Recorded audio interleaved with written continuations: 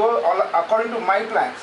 నా ప్లాన్ ప్రకారం వెళ్తున్నా. నేను I use to run behind something, కానీ అది ఎప్పుడు నాకు దొరికేది కాదు. ఎందుకంటే I use to almost fail అయ్యేవాడిని. ప్రాబ్లీ దాని తర్వాత నన్ను ప్రభు నేను మీ చేతికి అప్పగిస్తున్నాను, గోయింగ్ టు రిజైన్. నేను ఇప్పుడు నా వల్ల కాదు, నేను ఎన్నో తప్పు చేశాను. ఒకటి ఏంటంటే నేను నా ప్రణాళిక ప్రకారం వెళ్ళాను కాబట్టి నేను ఫెయిల్ అయినాను. ఇప్పుడు నీ ప్రణాళిక ఫలితం నేను ఐఎమ్ గోయింగ్ టు సరెండర్. నేను దాని తర్వాత నేను రిజైన్ చేశాను.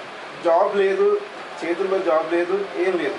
నా లోన్స్ ఉన్నాయి, నాకు అవన్నీ ఉన్నాయి. కానీ నాకు ఇంట్లో మా ఓన్ హౌస్లో కూడా చాలా ప్రాబ్లమ్స్ ఉన్నాయి. అవన్నీ ఉండే అవన్నీ మన ఇష్యూని మర్చిపోయి జస్ట్ నాకు ఇక నువ్వే నాకు దారి చూపాలి దేవుడా అని చెప్పి నేను రిజైన్ చేశాను. ఆ డేస్ అలాగే 2 months నోటీస్ పీరియడ్ ఉండాలి. 2 months 1 month అయింది. జాబ్స్ ఇంటర్వ్యూస్ అటెండ్ అవుతున్నాను, కానీ ఎక్కడ జాబ్ ఇంకా రాలేదు. బట్ స్టిల్ నేను అంత డిమోట్ కొంచెం టెన్షన్ ఉండే జాబ్ లేదు కదా అని. కానీ థ్యాంక్ గాడ్ రియల్లీ ఎంత మిరాకిల్ చేశాడంటే, అప్పుడు ఏంటంటే దైన్ వాళ్ళ ఫ్రెండ్ తను షీఈస్ ఇన్ యూఎస్ అన్నట్లు, తను ఇక్కడ కంపెనీ స్టార్ట్ చేస్తుంది. అదే టైంలో తను 14 years తర్వాత ఇక్కడికి రావడం. ఎప్పుడు 14 years బ్యాక్ యూఎస్ వెళ్ళింది, ఇక్కడికి రావడము.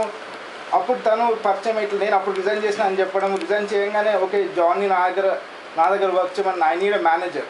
నేను ఇంతకుముందు ఫ్రాంక్లిన్ టెంపుల్టన్లో అసిస్టెంట్ మేనేజర్ ఉండే. నాకేంటంటే ఒక గ్రోత్ కూడా కావాలని అనుకున్నాను. సో ఏంటంటే అసిస్టెంట్ మేనేజర్ నుంచి తను అప్పుడే రావడము, నేను రిజైన్ చేయడం, ఈ ఈవెంట్ ఆ టైమింగ్ అనేది నన్ను రియల్లీ గాడ్స్ మిరాకిల్. ఏంటంటే నాకు జాబ్ వచ్చేసింది. నేను అంతకుముందు జాబ్ ఏం లేదు, రిజైన్ చేశాను, నాకు జాబ్ వచ్చింది. తను కొత్తగా సెటప్ చేస్తుంది వర్క్ మొత్తం యూఎస్ కంపెనీది. హైదరాబాద్లో ఫస్ట్ టైం కన్సిడర్ చేసింది. నేను డబ్బు గురించి